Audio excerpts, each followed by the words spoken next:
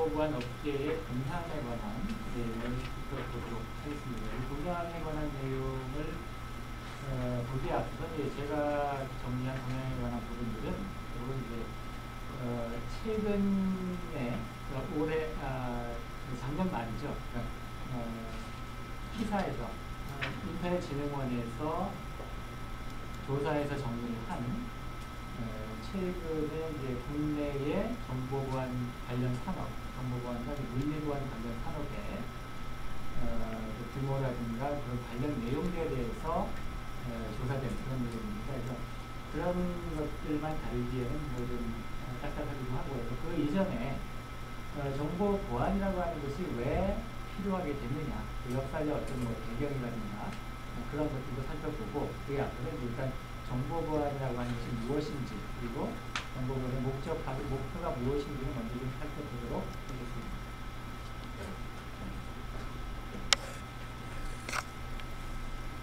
정보보안이라고 하면 먼저 정의를 살펴보면은 유형 그리고 무형의 정보를 생성하고, 정보라고 한다면 예를 들어 프린트 형태로 출력한 것도 있을 수 있고, 뭔가 눈에 보이는 형태로 만들어진 유형 정보도 있을 수 있고, 그리고 컴퓨터상의 어떤 전자적인 정보도 파일 형태로 생성된 무형의 정보들도 있을 겁니다. 그런 형태의 정보의 생성이라든가 가공이라고 하는 것은 이제 정보라고 하는 것이 똑같은 어떤 정보라고 하더라도 어떤 사람에게는 의미 있는 그런 정보인 반면에 또 어떤 사람에게는 아무런 의미가 없는 정보가 될 수도 있습니다. 예를 들어서 강남역을 가게 되면은 여기에 보면은 예를 들어 국제 원유, 예를 들어 두바이유라든가 미국 텍사스유라든가 서부 텍사스유라든가 또 뭐가 있죠? 그런 국제 유가가 현재 얼마인지 그런 정보를 보여주고 있는 계기판 형태가 있습니다. 그런 정보 같은 경우에 어떤 사람의 입장에서는 상당히 유용한 정보가 될 수도 있는데, 또 어떤 사람의 입장에서는 단순히 국제 유가가 무슨 의미가 있느냐, 나한테는 국내의 유가가 어떻고 또 현재 오른 상황인지 내려간 상황인지 그게 더 중요하다, 이런 경우도 있습니다. 어떤 똑같은 정보라고 하더라도 가공을 통해서 의미 있는 정보를 만들지 않으면 어떤 사람에게는 전혀 의미가 없을 수 있다는 거죠. 이런 정보 생성이라든가 가공이라든가 유통, 배포, 사용하는 과정, 이런 과정상에서 여러 가지 어떤 부작용이 발생할 수가 있는데, 어떤 외부의 공격에 의해서 부작용이 발생할 수 있는데, 이런 것들에 대처하기 위해서 수행하는 모든 정보보호 활동을 포괄해서 정보보안이다라고 얘기를 할 수가 있겠습니다. 우리나라의 국가안전행정부의 보안업무 규정에 2009년 6월에 규정된 바에 보면은 정보보안을 좀 더 이제 범위를 확장을 해서 정보통신보안이라고 하는 용어를 정의한 바 있습니다. 여기서는 정보통신보안을 정보 시스템 및 정보통신망을 통해서 수집되고 가공되고 저장, 검색, 통신 또는 수신되는 정보에 대해서 그 정보가 유출되거나 유출은 빠져나가는 거죠. 위조되거나, 위조는 예를 들어 존재하지 않는 걸 있는 것처럼 만든다라든가 이런 형태가 되겠고, 변조라고 한다면은 존재하는 정보를 다른 형태로 바꾸는 거죠. 그런 훼손, 기존의 정상적인 정보가 어떤 부분이 망실된다든가 해서 더 이상 사용할 수 없는 형태가 된다든가, 이런 것들을 방지하기 위해서 관리적 또는 물리적으로 기술적 수단을 강구하는 모든 행위다라고 정의를 하고 있습니다. 이 정보보안의 그런 목적이 무엇이냐를 살펴보면은 정보보안은 내부적, 물론 이제 해킹이라고 하는 어떤 개념, 해킹이라고 하는 것이 외부 침입에 대한 것도 있겠지만은 그 어떤 조직 내부에 구성되어 있는 어떤 직원이라든가 이런 사람들에 의해서도 이루어질 수 있다는 겁니다. 그래서 내부 또는 외부 침입자에 의해서 행해지는 각종 정보의 파괴라든가 변조라든가 유출 같은 그런 정보 범죄로부터 중요한 정보를 보호하는 것이다. 또는 정보 자산을 식별하고 어떤 보호되어야 될 정보 자산이 있다라고 한다면 그런 것들에 대해서 일단 먼저 무엇이 있는가, 보호해야 될 것이 무엇인가를 먼저 확인을 해야 되는 과정이 필요합니다. 그래서 정보자산을 식별을 하고 식별된 자산에 대해서 위협이 되는 요소라든가 또는 위협이 실제로 발생을 했을 때 그 피해 정도가 어느 정도가 될 것이냐 그런 것들을 파악을 했을 때 그 피해 정도를 감내할 수 있는 수준으로 그러니까 뭐 아무리 정보 보안 어떤 실제로 구축됐다라고 하더라도 100% 보안을 달성할 수는 없을 겁니다. 그래서 최대한 정보 보안 어떤 체계를 구축을 해서 발생된 피해가 발생했다라고 하더라도 어느 정도는 감수할 수 있는 정도의 수준으로 위험 요소를 낮추는 것이다 라고 정리를 할 수가 있겠습니다. 이 정보보안 목표로는 정보보안이 추구해야 될 목표로는 세 가지 형태가 있는데 첫 번째는 비밀성, confidentiality라고 해서 정보의 소유자가 원하는 대로의 정보의 비밀이 유지되어야 된다라고 하는 원칙을 합니다. 다른 의미로는 정보 자산이 인가되지 않은 사용자에게 노출이 된다든가 또는 누군가가 중간에서 가로채기를 한다든가 그런 것들로부터 보호되어야 한다는 그런 개념입니다. 그래서 예를 들어 어떤 사람이 상대방에게 메시지를 보낼 때에 그 메시지를 암호화를 해서 비밀 누군가가 중간에서 탈취를 한다고 하더라도 그 내용을 알 수 없게끔 이렇게 만드는 것이 일종의 비밀성을 보존하는 그런 방법이라고 볼 수가 있는 것이죠. 그래서 비밀 메시지, 남이 알아서는 안 되는 비밀 메시지를 보낼 때 암호화를 통해서 보냄으로 인해서 그 비밀 메시지가 다른 사람에 의해서 탈취가 되더라도 유출되지 않게끔 하는 그런 개념이 비밀성이고 두 번째 정보가 목표라고 할 수 있는 것은 무결성입니다. 네이티브워치라고 해서 무결성이라고 하는 것은 인가되지 않은 사람에 의해서 정보가 변경된다라든가 삭제된다라든가 또는 존재하지 않는 내용을 생성을 해가지고 마치 원래 있었던 것처럼 속인다라든가 이런 것들로부터 보호를 해서 정보의 어떤 정확성이라든가 완전성이라든가 이런 것들이 보장되어야 된다라고 하는 원칙이 무결성의 원칙입니다. 그래서 무결성의 원칙을 준수할 수 있도록 하기 위해서 사용되는 방법이 변조, 어떤 중간에 누군가가 탈취를 해서 변경을 가했다라든가 이런 것들을 확인하기 위해서 해시 기법이라고 하는 것을 사용합니다. 그러니까 원본 데이터에 대해서 해시함이라고 하는 것을 적용을 해서 어떤 계산값을 만들어 줍니다. 그러면 그것이 이제 원본 데이터가 전송된 후에 전송받은 쪽에서 전송받은 데이터에 대해서 똑같이 해시값을 계산해 봤을 때 원래의 값과 동일하다라고 하면 중간에 어떤 변조가 없었다는 얘기가 되는 것이고 만약 다른 값이 나왔다라고 한다면 변조가 됐다는 얘기가 되는 것이죠. 그래서 이런 방법을 적용을 해서 원본과 전송받은 데이터가 동등하다라고 하는 것들을 확인할 수 있는 그런 방법을 무결성이라고 얘기를 하겠습니다.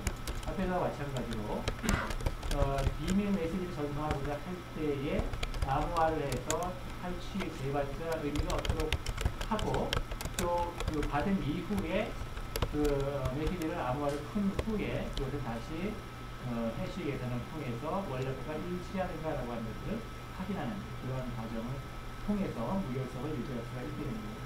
마지막 세 번째의 목표로는 가용성, 어베이러빌리티라고 해서 이것은 정보 시스템은 이제 적절한 방법으로 작동이 되어야 되고 또 정당한 권한을 가지고 있는 사람이 서비스를 요구할 때는 거부되어서는 안 된다라고 하는 원칙입니다.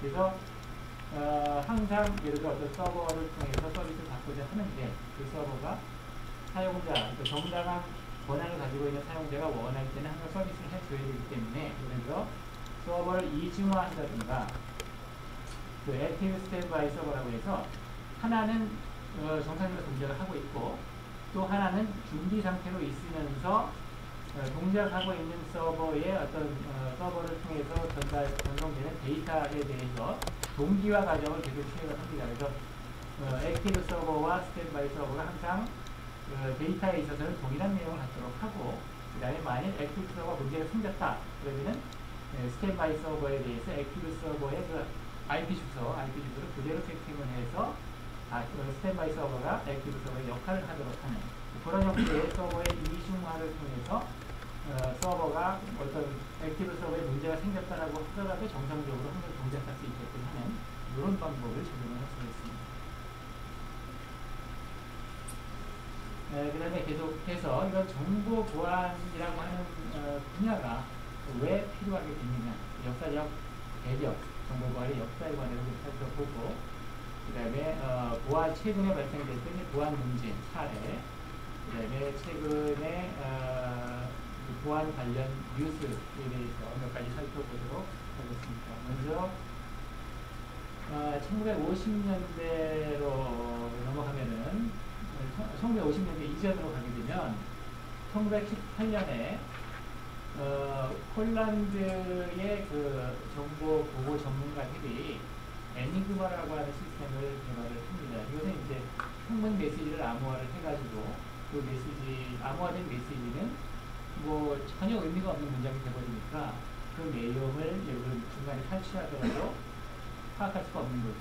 처음에는 이 애니그마라고 하는 시스템은 이제 은행 같은 데서 이제 데이터를 전송할 때에 그것을 암호화해서 전송하기 위한 목적으로 만들어졌는데, 그것을 이제 2차 대전 때 독일에서 애니그마 시스템을 이용해서 이 통신 보안용으로 사용을 하게 됩니다. 이 애니그마 시스템은 이제 뭐 시기상으로 봤을 때는 1차 대전 시기쯤이 될 텐데, 이거 실제 이제 독일군이 적용을 했던 거는 이제 2차 대전 시기 정도가 되는 거죠.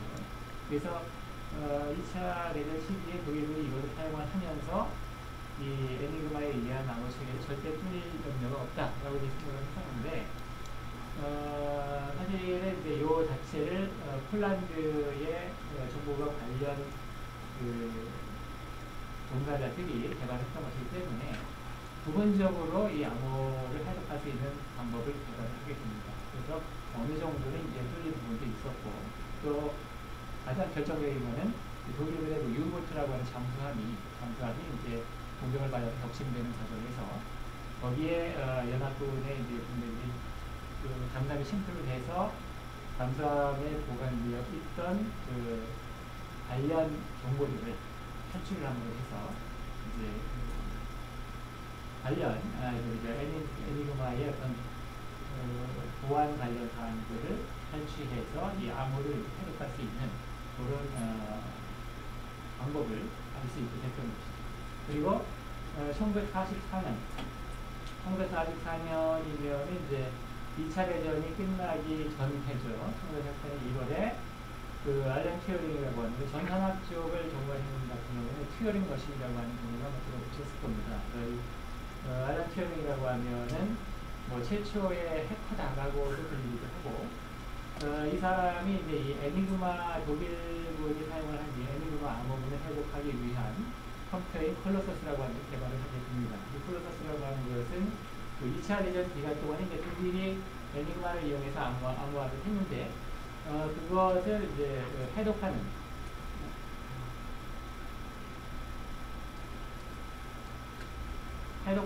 그런 장치를 개발하는 과정에서 만든 시스템인데, 그 시스템은 방식이 뭐 이런 형태입니다. 예를 들어 암호화를 했다라고 하더라도 그 암호화된 결과에 보면은 예를 들어 알파벳 26자가 있다라고 하면은 그 중에서 문장으로 표현이 됐을 때 많이 사용되는 문자가 있을 겁니다. 그런 것들을 컴퓨터를 이용해서 분석을 하는 거죠. 분석을 해서 예를 들어 알파벳 중에서 뭐 알파벳 E라고 하는 글자가 많이 사용이 된다라고 하면은 그 암호문에 나타나는 빈번하게 나타나는 문자, 그런 것들에 대한 어떤 분석을 통해서 이것이 무슨 글자에 해당된다, 이런 것들을 분석할 수 있다는 것이죠.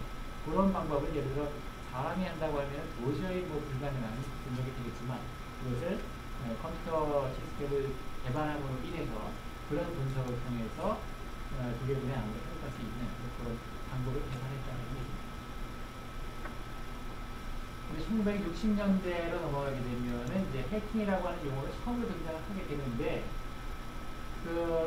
미국의 매사추세츠 공대죠. 그 MIT에서 모형 기차 제작 동아리인 TMIC라고 하는 것이 있습니다. 그곳에서는 그 모형 기차를 제작을 해서 이제 모형 기차를 트랙을 이용을 해서 이제 동작을 시키고 하는 과정에서 이 전기 기차에 대해서 트랙이라든가 스위치 같은 것들을 보다 더 빠르게 조작한다라는 의미로 이제 해킹이라고 하는 용어를 사용을 했었는데 거기서 유래가 돼가지고 해킹이라는 용어가 이제 등장을 하게 됩니다.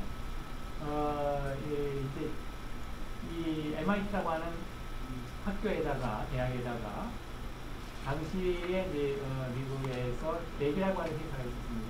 지금은 덱이라고 하는 회사가 컴텍으로 넘어갔고 다시 컴텍이 HP로 인수가 됐죠. 덱이라고 하는 회사에서 MIT의 그 TDP-1이라고 하는 이제 최초의 미니 컴퓨터에 해당이 되는데 이 시스템을 기증을 하게 됩니다. 이거 이 모형기차 제작 동아리 TMRC에 속했던 이 구성원들이 이 TDP-1이라고 하는 시스템에 매료가 돼서 열광을 해서 사용을 하면서 거기서부터 방적으로 사용하게 되면서부터 거기서 이제 해킹이라고 하는 용어, 이 사람들을 해커라고 부르게 됐고 거기서 해킹이라고 하는 용어가 등장을 되는 거죠. 그리고 1969년에 템 톰슨과 데니스 이시라고 하는 사람이 유닉스 운영체제를 개발을 하게 됩니다. 이 유닉스 운영체제는 어느 정도 이제 좀 뭐 미니 컴퓨터라든가 약간은 지금은 이제 물론 대인용 컴퓨터에서도 사용이 될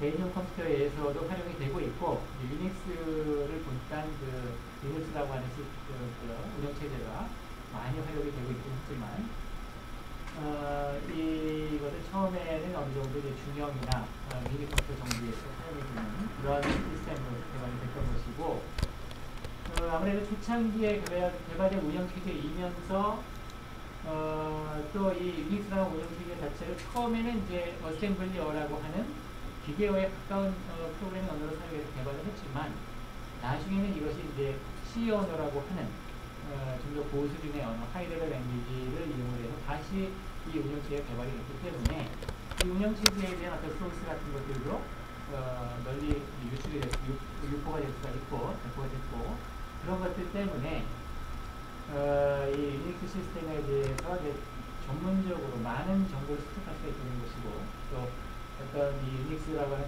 시스템의 운영체제의 특징이 개발자 툴이라든가 뭐 컴파일러라든가 이런 것들이 공개가 되어 있기 때문에 이런 것들에 쉽게 접근할 수 있다는 특징이 있습니다. 그리고 여러 사용자가 동시에 사용할 수 있는 그런 형태의 운영체제이기 때문에 어떤 의미에서 봤을 때는 해커가 활동하기 좋은 해커 프렌들리한 그런 운영체제라고 볼 수가 있기 때문에 이 유닉스 운영체제 개발은 이 해킹이라고 하는 정보 보안이라고 하는 역사에서 중요한 의미를 갖는다라고 볼 수가 있겠습니다.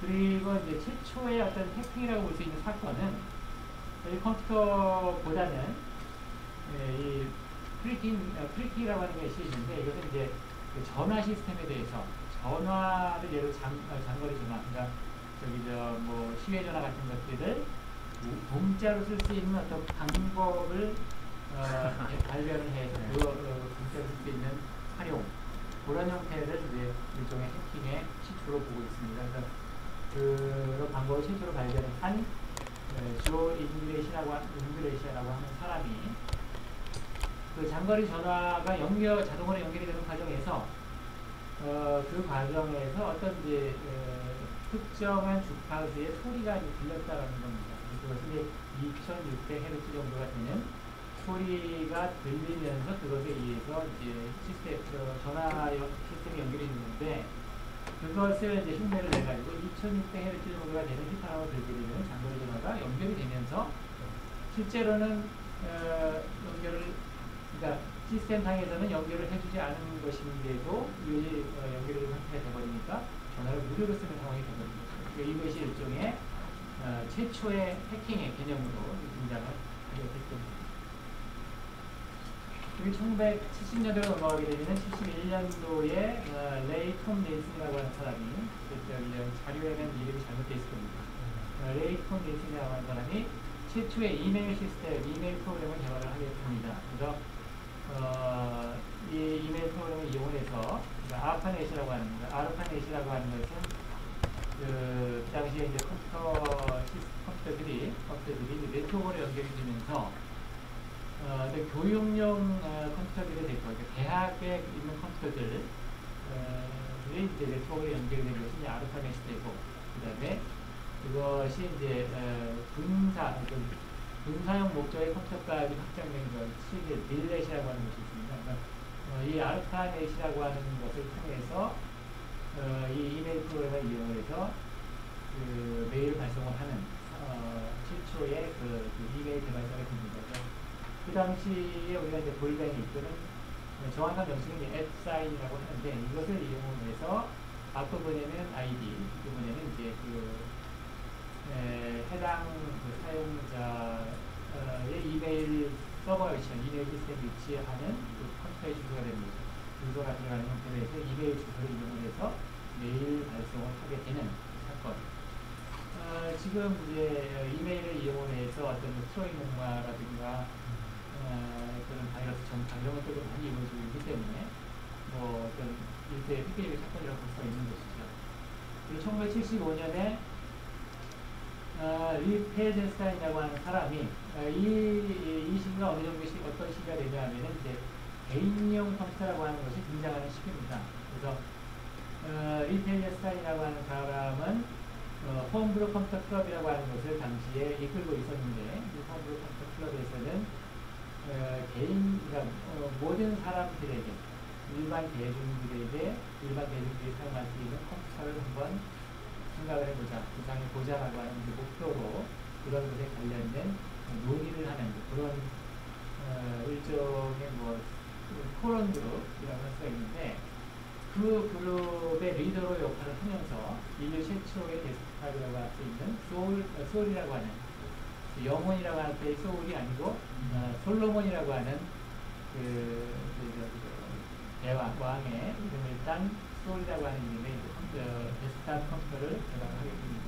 그리고 그 홈브루 컴퓨터 클럽에 속해 있었던 사람 중에 유명한 두 사람이 있는데 바로 스티브 워지니악이라고 하는 사람하고 스티브 잡스라고 하는 최초의 이제 PC라고 할 수 있는 그 애플 컴퓨터를 개발했던 그 두 사람이 역시 여기에 속해 있는 상황에서 그 토론 과정에서 스티브 워지니악이 애플 원이라고 하는 컴퓨터를 개발하게 됐고 최초의 애플 원이라고 하는 컴퓨터는 어떤 뭐 케이스도 없는 상태로 보드에다가 뭐 키보드 연결하고 뭐 이런 형태로 해서 사용을 한 그냥 개인 취미용으로 개발했던 것인데 거기서 이제 이 토론 과정에서 좀 뭐 보완이 되고 이런 과정을 통해서 애플2라고 하는 시스템을 개발을 하면서 컴퓨터를 개발을 하면서 이제 회사를 설립을 하는 거죠. 애플 컴퓨터라고 하는 회사를 설립을 하고 그래서 개인용 컴퓨터가 8비트 컴퓨터지만 개인용 컴퓨터가 대중화되는 어떤 발판을 마련을 하게 됩니다. 그리고 75년에 역시 빌 게이츠하고 폴 앨런, 빌 게이츠의 하버드 대학 선배입니다. 폴 앨런이라고 하는 사람이 이제 마이크로소프트를 설립을 하게 되는 그런 사건이 발생하게 됩니다. 그리고 1979년에 브라이언 커닝엄이라고 하는 사람하고 데니스 리치라고 하는 사람이 이제 C 언어를 개발을 하게 되는 거죠. C 언어는 C 언어를 이용해서 유닉스 시스템을 다시 쓰기도 했고 또 이 해킹 프로그램을 개발하는 데 있어서 이 C 언어가 상당히 중요한 역할을 하기 때문에 역시 정보 보안의 역사에 있어서 중요한 프로그래밍 언어로 의미가 있다고 할 수가 있습니다. 그리고 1980년대로 넘어오게 되면 마이크로소프트에서 이제 마이크로소프트 베이직이라고 하는 것을 개발을 하고 그다음에 이제 MS-DOS라고 하는 것을 개발을 하게 됩니다. 이 마이크로소프트 베이직은 이제 또 변형돼서 그 애플 베이직이라고 하는 형태로 애플2 컴퓨터에서 활용이 되기도 했고 이 MS-DOS 같은 경우에 사실은 마이크로소프트에서 개발을 했다라기보다는 사실은 다른 이제 작은 회사에서 개발을 한 운영체제이기 때문에 그것을 구입을 해서 다시 이제 보완을 해가지고 IBM PC에서 동작할 수 있는 형태의 운영체제를 만들게 된 것이죠. 그리고 IBM PC, 그러니까 IBM 회사에서 나오는 이름일 때는 MS-DOS가 되는 PC-DOS가 되는 거고 마이크로소프트에서 발매하는 게 될 때는 MS-DOS가 되는 거죠. 그런 형태로 MS-DOS의 개발이라고 하는 것이 역시 역사의 한 큰 의미를 갖는다라고 볼 수가 있는 것이고, 81년에 드디어 이제 16비트 컴퓨터 IBM이라고 하는 이제 회사에서 CPU와 소프트웨어, 메모리, 유틸리티, 뭐 저장 장치 등등 해가지고 우리가 컴퓨터라고 하면은 컴퓨터에 속한 어떤 장치들, 유닛들 그런 것들을 완전하게 갖춘 그런 컴퓨터 시스템이 등장하게 됩니다. 16비트 컴퓨터로서 애플 컴퓨터의 경우에 8비트 컴퓨터였었죠. 그러면서 이제 PC가 등장을 하면서 마이크로소프트가 그 IBM PC의 운영체제를 개발하는 걸 담당을 하게 되고, 그 다음에 이제 1980년대 초에 드디어 네트워크 해커라고 하는 개념이 생겨나게 됩니다. 그리고 컴퓨터가 이제 네트워크, 이건 PC 같은 것들도 네트워크를 통해서 연결되기 시작했다라고 하는 것을 의미하는 것이죠. 그리고 88년 11월에 가면은 미국 전역의 그 컴퓨터들이 어떤 정책을 통해 바이러스에 감염이 되면서 정지되는 상태가 발생을 하게 됩니다. 이것이 이제 인터넷에 연결되어 있는 PC의 경우에만 발생을 했기 때문에 인터넷을 연결을 끊는 사건까지도 발생을 하게 되는데, 이제 폐기 상태에 빠지면서 인터넷을 끊는 상태까지 발생하게 되는데, 이것은 이 사건의 발단은 22살의 로버트 타칸 모리스라고 하는 사람이 웜을 만들게 되는데, 그 웜을 이제 인터넷을 통해 유포를 하게 되면서 이것이 미국 전역의 컴퓨터에 감염이 되는 그런 사태가 발생하게 됩니다. 원래 웜이라고 하는 웜은 이제 바이러스하고는 좀 다르죠. 웜이라고 하는 악성 프로그램이라고 할까요? 그것은 어떤 의미를 한다면은 자기 자신을 복제를 합니다. 그러니까 바이러스의 경우에는 어떤 실행 프로그램 같은 데에다가 자신을 감염시키는 개념이지만, 웜이라고 하는 것은 자기 자신을 계속 불리는 거죠. 계속 복제를 해서 늘려나가는 그런 형태의 악성 프로그램이라고 볼 수가 있습니다. 이제 웜의 경우에는 사실은 그 자체는 자기 자신을 늘리는 형태가 돼서, 예를 들어 하드디스크를 꽉 채운다라든가, 그러니까 하드디스크에 더 이상 공간이 없게 되면, 메모리나 하드디스크에 공간이 없게 되면은 당연히 컴퓨터가 동작을 못하게 되니까, 그것에 의해서 분명히 문제가 생기긴 하지만, 예를 들어 어떤 중요한 프로그램을 삭제한다라든가 데이터를 삭제한다라든가 이런 작업을 하는 건 아니기 때문에 그 자체로서는 어떤 이제 악성이라고 보기는 좀 어려운데, 여기서 문제가 됐던 거는 사실은 이 로버트 타칸 모리스라고 하는 사람은 웜을 만들어가지고 인터넷을 통해서 유포를 하면서 이 인터넷의 크기가 어느 정도가 되느냐 이거를 한번 알아보고 싶었다라고 합니다. 그러니까 유포를 하면서 인터넷에 연결된 컴퓨터가 과연 몇 대나 될 것인가 이런 것들을 이제 알고 싶었던 것이죠. 그래서 유포를 하는데, 근데 그 과정에서 이제 이 웜이라고 하는 것이 계속해서 감염이 되는 것이 아니라 한번 감염을 시켜놓고 그 다음에 감염이 됐다라고 하는 그 신호가 감지가 되면은 더 이상 이제 감염이 안 되는 형태로 그렇게 했었는데, 이것을 대비를 하기 위해서 이제 감염이 되지도 않았음에도 불구하고 감염이 됐다라고 하는 신호를 보내주는 프로그램이 만들어지면서 더 이상 감염이 안 되는 상태가 발생했던 것입니다. 그렇게 되니까 어떻게 했냐면은, 예를 들어 뭐 일곱 개 정도의 컴퓨터에 타진을 하면서 7개의 컴퓨터에서 예를 들어 감염이 이미 됐다라고 신호가 왔더라도 7개째의 컴퓨터에 대해서는 그냥 감염을 시키는 그런 형태로 이제 번영을 했다고 합니다. 그 정도 가지고는 뭐 아무 문제가 없겠지라고 생각했었는데, 그것이 이제 큰 문제를 발생을 시켜서 미 전역의 컴퓨터가 다운이 되어버리는 그런 상황이 발생이 됐던 것이죠. 그리고 1989년에 해커 선언문이라고 하는 유명한 선언문을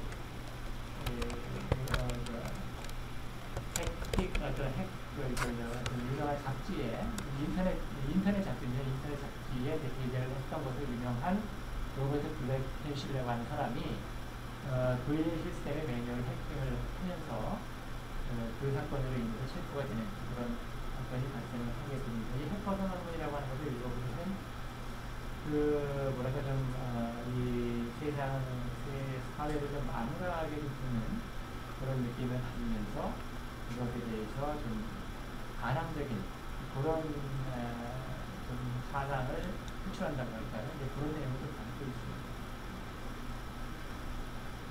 1991년에 이것도 이제 중요한 사건이죠. 리너스 토바이드라고 하는 사람이 그 에밀 카넨바리라고 하는 사람이 그 미닉스 데모 버전, 미닉스라고 하는 것도 역시 유닉스라고 하는 시스템 운영 체제를 좀 모방을 한 그런 형태의 시스템이라고 할 수가 있는데 그 데모 버전 접하고 나서 그것을 PC상에서 이 시스템과 동일한 형태의 어떤 시스템을 돌릴 수 있겠구나. 그래서 PC에서 돌릴 수 있는 유닉스 운영 체제로서 유닉스 연결 영역 버전을 공개를 하는 상황이 벌어집니다.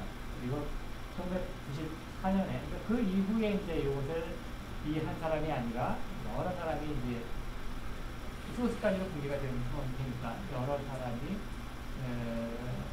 협력을 해서 이 리눅스 버전이 계속 새로운 버전으로 발전되어 가는 그런 지금도 역시 마찬가지입니다. 그리고 1994년에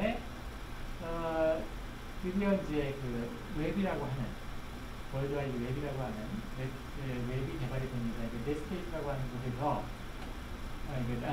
넷스케이프라고 하는 회사에서 넷스케이프 내비게이터 또는 넷스케이프 커뮤니케이터라고 하는 것도 있는데 넷스케이프 프로그램이 개발이 되면서 이것을 통해서 그 이전까지는 텍스 방식으로만 실제로 직접 뭐 이렇게 키보드를 이용해서 명령을 치거나 뭐 이런 방식을 통해서 문자를 이용한 방식으로 뭐 데이터를 전송하거나 가져오거나 이렇게만 할 수 있었던 반면에 이 웹 브라우저죠. 웹 브라우저라고 하는 프로그램이 개발됨으로 인해서 그때부터는 이제 인터넷을 통해서 어떤 그래픽적인 정보, 뭐 예를 들어 뭐 음악도 될 수 있겠고, 뭐 그림 파일이라든가 또는 동영상이라든가 물론 초창기부터 그렇게 되지는 않았지만 어쨌든 그런 것들 멀티미디어 정보를 인터넷을 통해 이용할 수 있는 프로그램이 개발이 됐다는 것이죠. 그래서 이제 이런 그 이전까지 활동하던 해커들이 자신이 알고 있는 어떤 해킹 정보라든가 또는 해킹 툴 같은 것들을 이런 웹을 통해서 본격적으로 공개를 하게 됩니다. 그리고 일부 사용자들 같은 경우에 이제 뭐 패스워드 스니퍼, 그러니까 뭐 패스워드 스니퍼라고 해서 꼭 그 패스워드 정보만 이제 탈취할 수 있는 것이 아니라 상대방이 이용하고 있는 예를 들어 화면상의 내용, 화면상에서 이용하고 있는 어떤 정보 같은 것들을 탈취할 수 있는 그런 프로그램을 이용해서 개인정보를 캔다라든가 또는 은행 컴퓨터의 계좌 정보를 변조한다라든가 이런 이제 불법적인 활동을 수행하게 되고 이런 활동을 하는 사람들을 언론이 이제 앞에서 등장했던 해킹이라고 하는 해커라고 하는 용어를 사용해서 이 사람들을 해커라고 부르게 됩니다. 그러니까 그 이전까지는 사실 해커라고 하는 사람들은 의해서 부정적인, 불법적인 행동을 하는 사람이 있었던 것이 아니라 컴퓨터 시스템의 내부적인 속도들이 내부적인 내용들에 대해서 관심을 갖고 그런 내용들을 알고 있으면서 컴퓨터의 세부적인 것까지도 다룰 수 있는 그런 능력을 가진 사람들이 일었던 말인데 그것이 어떤 이제 불법적인 행위를 통해서 이득을 취하고자 하는 그런 사람들의 일컫는 용어로 바뀌게 되는 것이죠. 그래서 해커라는 용어가 더 이상 순수한 목적으로 시스템을 연구하는 사람이 아닌 이제 불법적인 행위를 통해서 이득을 얻고자 하는 그런 의미로 쓰이게 됩니다. 그리고 이것은 이제 레드햇이라고 하면은 앞에서 나왔던 리눅스 시스템, 리눅스의 어떤 이제 한 버전을 배포하는 그런 역할을 하는 중요한 업체입니다. 그러니까 배포 업체 중에서는 상당히 입지를 구축한 그런 업체라고 볼 수가 있는데 그 레드에서 설립을 해서 리눅스 1.0이라고 하는 걸 발표를 하고 그 이후에 계속해서 이제 버전을 바꾸면서 발전을 해오고 있는 것이죠. 물론 지금은 레드햇 리눅스뿐만이 아니라 다양한 버전의 배포판들이 존재를 합니다. 그러니까 이것이 어느 한 업체가 뭐 개발을 해서 발전되어 오는 형태가 아니라 여러 사람이 공동으로 참여를 해서 발전해 오고 있는 것이기 때문에 여러 가지 관례가 있는 것이죠. 여러 가지 배포판이 존재를 하고 있습니다. 그 중에서 이제 어느 정도 입지를 가지고 있는 그런 업체라고 볼 수가 있는 것이죠. 그리고 1990년대로 넘어오게 되면은 98년에 컬처 오브 데이비드 카우라고 하는 그 해킹 그룹이 있는데 그 해킹 그룹이 데프코네이라고 하는 것이 해커들이 정기적으로 모여서 관련 정보를 교류하는 그런 형태의 이제 회의입니다. 그래서 백기권 회의라고 하는 것을 통해서 해킹 툴을 이제 발표를 하게 되는데, 이것은 일종의 트로이 목마 프로그램이라고 할 수가 있습니다.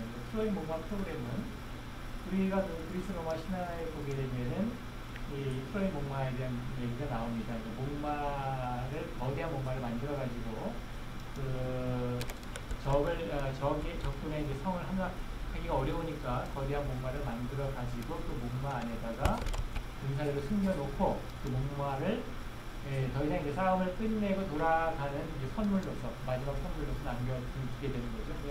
이것이 이제 군사가 숨어있다는 사실을 모른 채로 그것을 성으로 끌고 들어갔고, 거기에서 이제 군사들이 밤에 몰래 나와가지고 그 성을 점령하게 되는 거죠. 거기에서 따온 이제 용어로, 이 트로이 목마 프로그램이라고 하는 것은, 이 트로이 목마 프로그램은 예를 들어 이름 같은 것들이 어떤 아주 중요한 의미 있는 프로그램이다, 어떤 유명한 프로그램이다라고 하는 느낌을 풍기는 그런 이름으로 만들어 놓고, 이런 사람들이 예를 들어 다운로드 받아서 설치한다라든가, 또는 이메일 같은 것을 열어봤을 때에 이것도 이제 숨어 들어가서 설치가 된다든가, 이런 형태가 돼서 숨어 있다가 어느 이제 정해진 시점이 되면은 시스템을 파괴한다라든가, 하드디스크에 있는 내용을 지워버린다든가, 이런 활동을 하게 되는 겁니다. 이런 형태의 트로이 목마 프로그램이라고 할 수 있는 백 오리피스라고 하는 프로그램을 발표를 하게 됩니다. 이것은 이제 그 이전까지의 해커라고 하는 사람들은 정말 컴퓨터에 대해서 속속들이 정통하고 있는 사람만이 해커로서의 어떤 활동을 할 수 있었던 반면에, 백 오리피스라고 하는 프로그램의 경우에는 누구나 다운로드 받아가지고 쉽게 사용을 해서 비록 해커라고 불릴 만한 능력이 없더라도 이 프로그램을 이용해서 해킹을 할 수 있는 그런 형태의 프로그램이라고 하는 것이다. 전 세계를 발로 뒤집어 놓을 수 있을 만한 그런 사건이라고 볼 수가 있는 것이죠. 이 백 오리피스 프로그램이 이제 윈도우 98에서 아마 많이 활동을 한 것으로 알고 있습니다. 그래서 1999년에는 이제 MS 윈도우 98이 발매가 되면서 윈도우 98 같은 경우에 상당히 많은 보안 관련 버그들을 가지고 있었습니다. 그래서 발매가 된 이후에 보안 관련 버그 패치를 계속해서 만들어서 배포를 했는데, 수많은 그러니까 보안 관련 버그를 이용을 해서 이 백오리피스가 침투를 해서 어떤 해킹을 할 수 있는 그런 형태였던 것이죠. 그래서 이 윈도우즈 버전을 보면은 무슨 서버, 윈도우즈 무슨 서버 이런 형태의 제품 이름이 있습니다. 그런 것들은 그런 서버와 관련된 프로그램 분들을 윈도우의 MS에서는 백오피스라고 부릅니다. 백오피스라고 부르는데, 그것을 이제 조롱하는 의미로 그런 것들을 완전히 침투할 수 있다 라는 의미로 백오리피스라고 하는 이제 그런 명칭을 붙였던 것이죠. 그래서 어쨌든 1999년에 윈도우 98 발매는 상당히 보안의 허점을 가지고 있었고, 그래서 이제 해킹이라고 하는 사건들이 많이 발생하게 됐던 시발점이 됐던 그런 사건이라고 볼 수 있습니다. 그리고 2000년으로 넘어오게 되면 2005년부터 이제 2000년 10월부터 2006년 2월 사이에 주민등록번호가 수십만 개의 유치된다든가, 게임 사이트에 어떤 가입된 사용자들의 개인정보가 유치된다든가, 이런 사건들이 발생했었고, 그 다음에 이제 은행의 피싱 사이트라고 하면은 실제 그 사이트가 아닌데, 예를 들어 은행 주소 이름하고 비슷하게 만들어가지고 어떤 사람들이 접속하고자 할 때에 비슷하게 만들어진 다른 사이트 접속하도록, 물론 화면은 비슷하게 만들었기 때문에 이 사용자 입장에서는 그 은행 사이트가 맞다라고 생각하는 것이죠.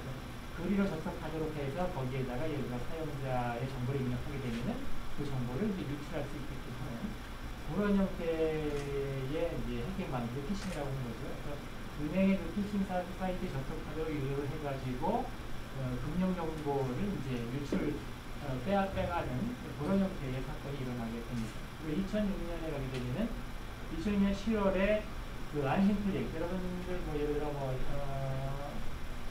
신한은행이라든가 몇몇 은행에서는 양식 클립이라고 하는 그 방식을 이용을 하고 어디는 또뭐 ISP 보안인가요? 어떤 방식을 이용하는데 그 안심 클릭이라고 하는 그 은행 사이트를 이용을 할 때에 사용하는 어떤 그 보안 방식, 그 방식의 허점을 이용을 한 해킹 사기라는 분명을 한 번 있고, 그 다음에 2002년 3월에는 이제 예를 들어 대형 포털 사이트에 보면은 검색 순위를 보여줍니다. 어떤 정보에 많이 누가 접근했다라든가, 또는 어떤 검색어를 사용자들이 많이 이용했다라든가 그런 것들 검색 순위를 보여주게 되는데 그 검색 순위의 높은 위치 위에 올라가도록 하기 위해서 어떤 이제 그 인터넷 광고 대행 업체 대표가 어떤 조작을 통해서 자기네 예를 들어 자기가 원하는 어떤 사이트가 많이 방문을 받은 것처럼 이게 조작하는 그런 이제 사건이 일어나게 됩니다. 그것을 통해서 이제 불구속 입건까지 가게 되는 그런 사건이 일어나게 됩니다.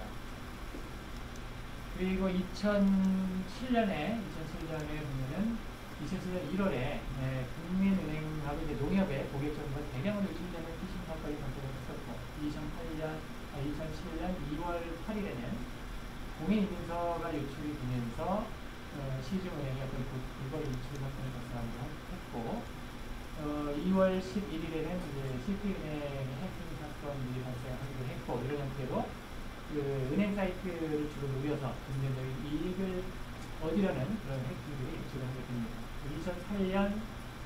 2008년에는 이제 옵션에서 1863만 명이라고 하는 아주 대규모의 개인정보가 유출된 사건이 발생했고 그 다음에 하나로텔레콤의 개인정보 1600만 명에 해당되는 개인정보가 유출이 됐고 GX칼텍스에서 1125만 명에 해당되는 개인정보가 유출이 된 바가 있습니다.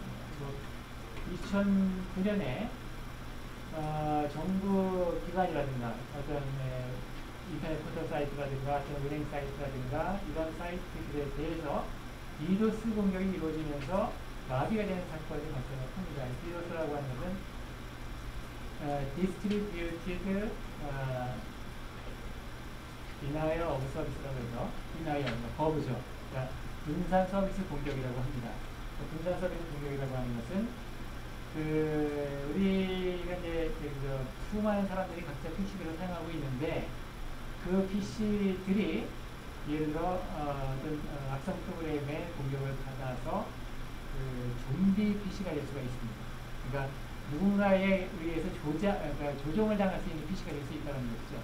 그래서 좀비 PC가 된 상태에서 그 PC들이 누군가에 의해서 조종을 받으면서 동시에 그 수많은 PC가 어떤 특정한 사이트에 예를 들어 어떤 요청을 하는 그런 상황이 벌어지도록 하는 것이죠. 그러니까 실제로 예를 들어 어떤 은행 사이트가 있다고 하면은 은행 사이트의 정상적인 일반적인 상황에서는 은행 사이트의 서버가 충분히 감당할 수 있는 정도의 트래픽이 들어오는데 어느 날 갑자기 이 좀비 서버, 수많은 좀비 PC로부터 갑자기 공격이 들어오게 되면 너무 많은 트래픽이 발생을 하면서 그것을 감당할 수 없는 상황이 발생을 해서 시스템이 다운되는 상황이 발생을 합니다. 그런 형태의 공격을 DDoS라고 얘기를 합니다. 이런 공격이 발생을 하면서 은행 사이트 같은 것들이 마비되는 그런 상황이 발생을 한 바 있습니다. 지금 50분, 10분 정도 쉬었다가 7시에 다시 시작을 하도록 하겠습니다.